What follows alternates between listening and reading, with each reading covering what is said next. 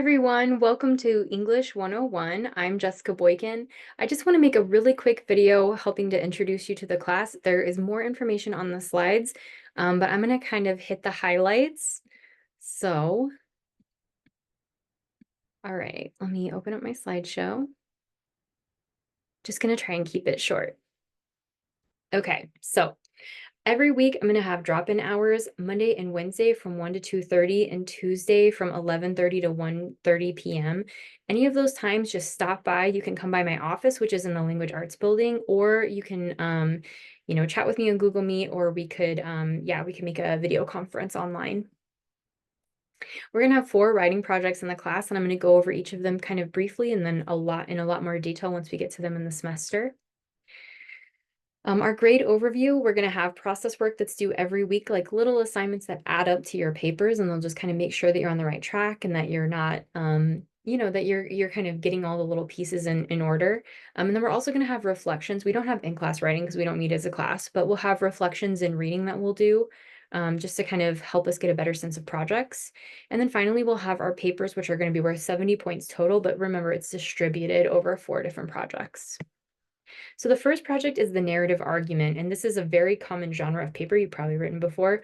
Basically, what you're going to do is you're going to tell us about something that's happened to you, and then what you learned from that experience. And this is something that we're actually going to talk about more very soon, because it's our first paper, and it's just 3 pages long. Our second paper is going to be an intervention essay. And basically what you're going to do here is you're going to find an argument on this Reddit website or this Reddit forum called Am I the A-hole?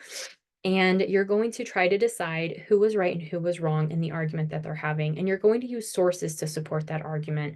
And so this is going to be our one and only formal traditional research paper of the class. And it's going to be 4 pages minimum plus a works cited. Our third project is source collection and analysis. This is a very boring title for what is, I think, a fun project, which is we are going to choose any topic, anything that you want. Each of you chooses your own topic, and then you're going to find 10 sources on that topic, 10 different types of sources, and you're going to just learn everything you can and learn how to find different types of sources to support your research.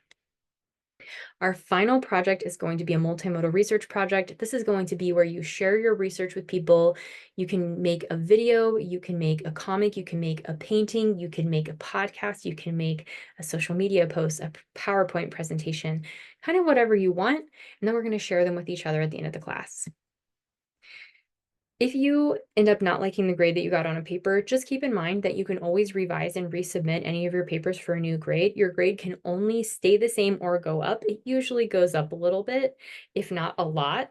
And so this can be a really great option for you if you didn't really understand the assignment, or something came up in your life. I would say turn in the paper, even if you didn't do super great on it, turn it in, get feedback, and then once you've gotten feedback, you can revise and resubmit for a better grade. Okay, so attendance is kind of weird. Let's move past this. So in an online class, you still have to attend, but attendance counts as assignments being turned in on time. And so we're going to have assignments due every Wednesday, and it says every Monday here, but it's going to be a lot of Mondays, not every Monday, but a lot of Mondays every Wednesday, though you'll have an assignment due. And so you just want to make sure that you're staying on top of that you're not getting behind in assignments. If you are kind of disappeared off the face of the planet and I can't get a hold of you, I'll email you and say, hey, I noticed you're not turning in assignments. Is everything okay? Just make sure that you let me know if you're still intending to pass. If you don't respond to that, then I will go ahead and drop you from the class. But just keep in mind, I'm not going to drop you without warning. I'll be emailing you. I'll give you time to respond. But eventually, if you are missing a lot of assignments, I'll go ahead and do that. Okay. I'm not going to be absent. If you notice that I haven't posted something on Canvas, or if there's kind of trouble with a link or something, I've already gotten a notice that one of my links wasn't working for some reason. Just make sure that you let me know, and I'll go ahead and fix it as soon as I can. Late papers. So in this class, we have deadlines for all of our papers and projects and things. But just if you realize that you have, like, let's say 4 tests on that day and your paper is due, that might put you in a very stressful situation. If you'd like, you can ask for an extension, and then you get an extra week to complete the paper. And there's no limit to that, there's no consequence. The only rule is just make sure that you ask not the day the paper is due. It's just really good practice to get out of a habit of doing that, like, kind of procrastinating. Um, you want to, um, you wanna make sure that you turn it in, or that you ask at least 1 day before a paper is due, and then you'll get an extension. I just automatically grant them.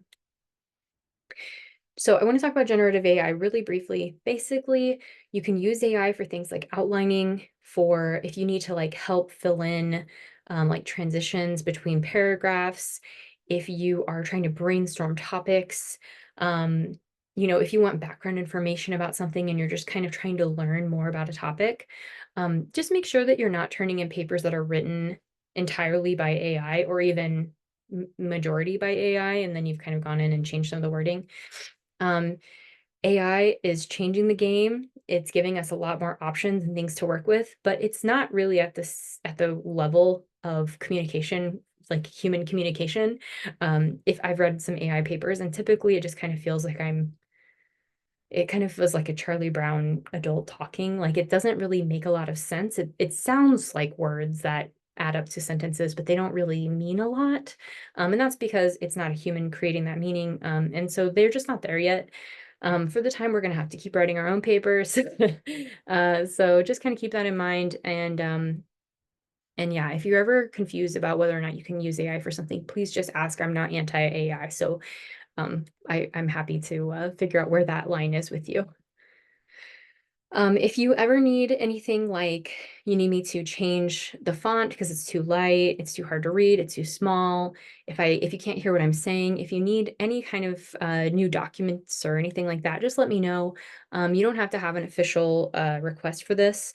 If this is just a situation where it's like, this would be kind of helpful if you could do this, if you could break up blocks of text, or if you could highlight certain words or change colors or something like that, just let me know. If you need a laptop, we have some at and technology support. And so just make sure you fill out a form here. I know that they're pretty backlogged right now.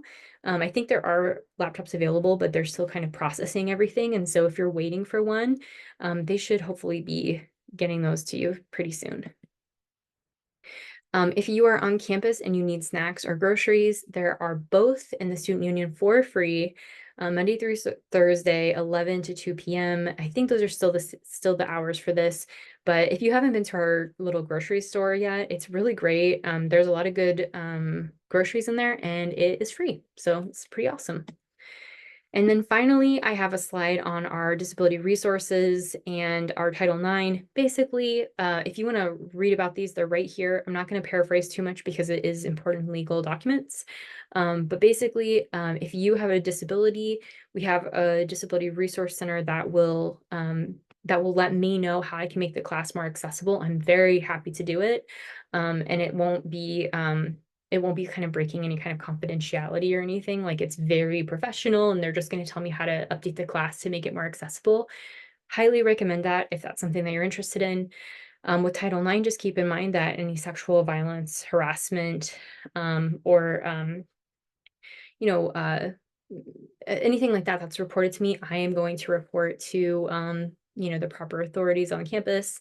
And also, if you are a mom or if you are pregnant, or I mean, if you're a parent or if you're pregnant, then you have rights, and there's information in here about what your rights are as a potentially pregnant or parent student.